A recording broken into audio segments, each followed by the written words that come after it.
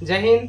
आइए हम लोग इसमें समझते हैं कि प्रकाश के परावर्तन एक चैप्टर है, 10th क्लास का है। अगर आप 12th में भी है तो ये इंपॉर्टेंट रहेगा आपके लिए, या आप कंपटीशन की तैयारी भी करते हैं तो भी आपके लिए इंपॉर्टेंट है। चलिए हम लोग स्टार्ट करते हैं। प्रकाश का परावर्तन, रिफ्लेक्शन ऑफ लाइट, इसको हम लोग समझते हैं आखिर क्या है। सबसे पहले तो आपको ये समझना होगा कि आखिर प्रकाश का मतलब क्या होता है, लाइट का मतलब क्या होता है।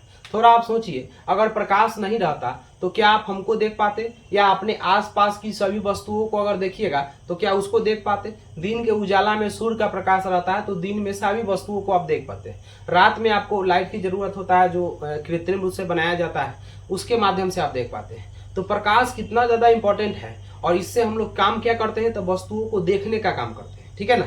और देखने के लिए हमें हमारे पास आंख भी चाहिए। अगर कोई अंधा व्यक्ति है, उसके सामने प्रकाश कितना दिखा देंगे, क्या वो वस्तु को देख पाएगा? नहीं। तो देखने के लिए लाइट तो चाहिए ही, इसके अलावा आंख का भी होना क्या है, जरूरी है। आंख रहेगा तभी हम किसी वस्तु को देख पाते हैं। तो आंख, आपको ध्यान देना है कि प्रकाश की सहायता से हम किसी वस्तु को देखते हैं या देखने की चेष्टा करते हैं, उसे हम लोग प्रकाश कहते हैं। आंख पर देखते हैं, और आंख में क्या सब चीज पर हम लोग देख पाते हैं? तो नहीं।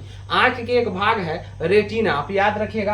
आंख का एक भाग कौन है? रेटिना। इस चीज को याद रखिएगा, जिसको हिंदी में कहा जाता है दृष्टि पटल। तो उस रेटिना पर ही किसी वस्तु का प्रतिबिंब पड़ता है, तब हम उस वस्तु को देख पाते हैं। क्या आप हमको डायरेक्टली देख पा रहे हैं? नहीं। आप हमको तभी देख पा रहे हैं क्योंकि आपके आसपास जो प्रकाश है वो हमारे चेहरा पर पड़ रहा है। इसका मतलब हुआ कि फोन पे पड़ रहा है, और तब वह फोन से हम रिफ्लेक्ट कर रहे हैं, प्रकाश को भेज रहे हैं। तब आपके आंख के एक रेटिना है, दृष्टि पटल है, उस पे जाकर वह बन रहा है, और वो उल्टा बनता है। कैसा बनता है?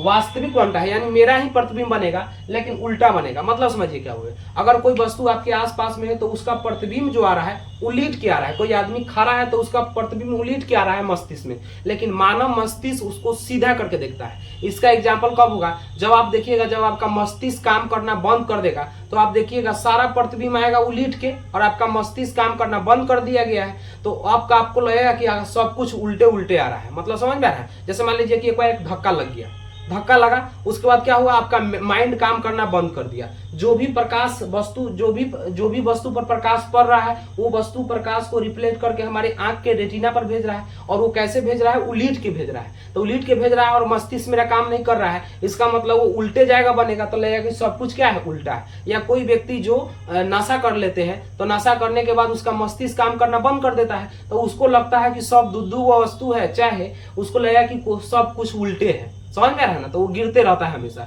तो इस चीज को आप याद रखिएगा। हमारे प्रकाश क्या है? प्रकाश वो रेटिना, जिसकी आंख पर दृष्टि पटल के द्वारा जो है हम क्या करते हैं, देखते हैं। प्रकाश वह बाह्य भौतिक कारक है जिसकी सहायता से हम वस्तुओं को देखते हैं। और हमारे आंख के किस भाग पर प्रतिबिंब बनता है? तो रेटिना पर बनता है। और रेटिना के कौन से भाग पर बनता है? तो हम लोग कहते हैं रेटिनो को हिंदी में कहा जाता है दृष्टि पटल, यहाँ पर बनता है। और कैसे बनता है? तो वास्तविक, और क्या बनता है? उल्टा। बहुत इंपॉर्टेंट है। और एक बार में किसी एक वस्तु का प्रतिबिंब 1/10 सेकेंड तक बना रहता है। मतलब समझिए, अगर हम एक बार किसी वस्तु को ताक दिए तो उसका प्रतिबिंब मेरे मस्तिष्क में, मेरे आंख में कितना देर तक बना रहेगा? 1/10 सेकेंड, यानी 1 सेकेंड का 10वां भाग तक वो बने रहेगा।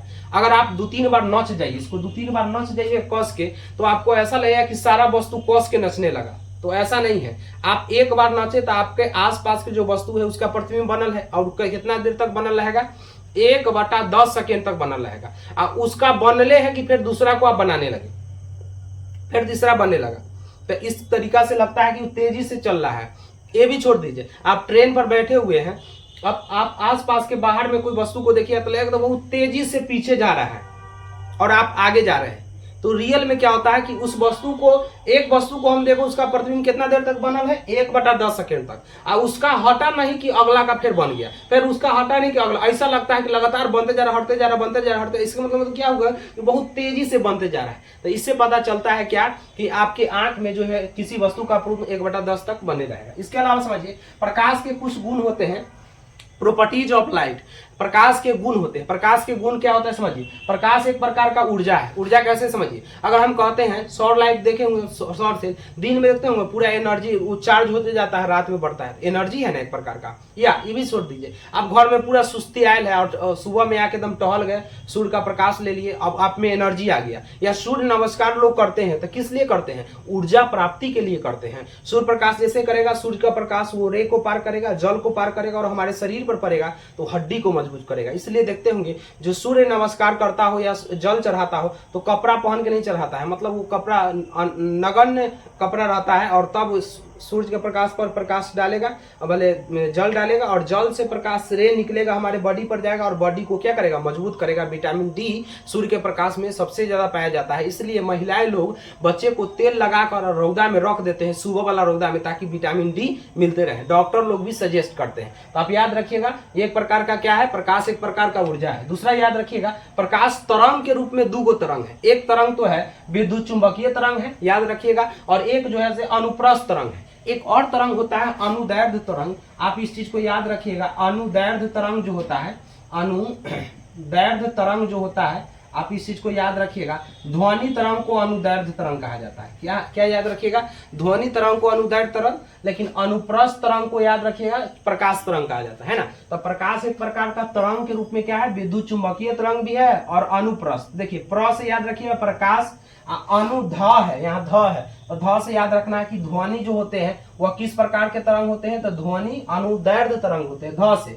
और यहाँ देखिए प है छुपल, तब प्रकाश, याद रखिएगा। तो आप लोग समझ गए, प्रकाश एक प्रकार का ऊर्जा है। प्रकाश तरंग के रूप में 2 तरंग है, एक विद्युत चुंबकीय तरंग है और एक जो है से अनुप्रस्थ तरंग है। दूसरा आप लोग याद रखिएगा कि प्रकाश का सबसे अधिक चाल जो होता है वो निर्वात में होता है। प्रकाश का सबसे अधिक चाल किसमें होता है, निर्वात में। और कितना होता है, तो 3 × 10⁸ मीटर प्रति सेकेंड या 3 × 10⁵ किलोमीटर प्रति सेकेंड होता है। तो इस चीज को आप लोग सब लोग याद रखिएगा कि प्रकाश का चाल जो होता है, प्रकाश का चाल जो होता है सबसे अधिक जो होता है वो निर्वात में होता है। और निर्वात में कितना प्रकाश का चाल होता है, 3 × 10⁸ मीटर प्रति सेकेंड या 3 × 10⁵ किलोमीटर प्रति।